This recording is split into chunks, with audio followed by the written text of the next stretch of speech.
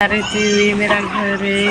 यहाँ पे 150 लोग से भी ज़्यादा लोग रहते हैं। अब मैं प्रयागराज में भी गई माला रुद्राक्ष बेचने के लिए, वहाँ भी माला रुद्राक्ष भी बिका।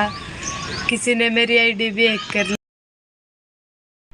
કેમ છો મારા વાલા મિત્રો તમે આ છોકરીને તો ઓળખતા જ હશો, કેમ કે ઘણા સમયથી એટલે કે જ્યારથી આ કુંભ મેળો પ્રયાગરાજમાં શરૂ થયો છે ત્યારથી આ છોકરી વિશે કંઈ ને કંઈ ચર્ચા તો થતી જ હોય છે। તમે મિત્રો વિડીયોમાં જોયું ને કે આ મોનાલિસા જે છે ક્યાં રહે છે અને શું કરે છે અને એક ઘરમાં કેટલા લોકો રહે છે, આ તમામ માહિતી આપણને આ મોનાલિસાએ આપી। પરંતુ મિત્રો દુઃખની વાત તો એ કહેવાય કે આ છોકરી ભલે પ્રયાગરાજમાં પોતાનો ધંધો કરવા ગઈ હતી અને વાયરલ થઈ ગઈ, એક ખૂબ મોટી વાત કહેવાય, પરંતુ અમુક એવા લોકો છે જેના કારણે આ જે મોનાલિસા છે એ એવું કહી રહી છે આ વિડીયોમાં કે મારી આઈડી કોઈ અમુક લોકો હેક કરી નાખી છે આ છોકરીની આઈડી।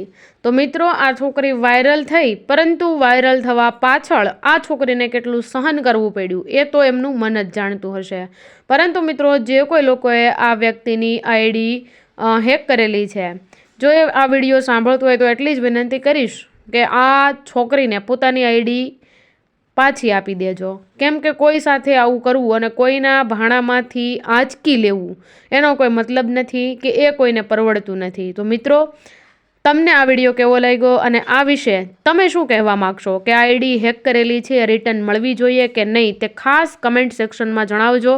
વિડીયો કેવો હોય તો વિડીયોને લાઇક કરી તમારા મિત્રો અને પરિવારજનો સાથે અવશ્ય શેર કરી દેજો અને અમારી ચેનલમાં પહેલીવાર આવ્યા હો તો અમારી ચેનલને સબસ્ક્રાઇબ કરી લેજો। ફરી મળીશું એક આવા જ વિડીયો સાથે, ત્યાં સુધી સર્વને જય હિન્દ જય ભારત।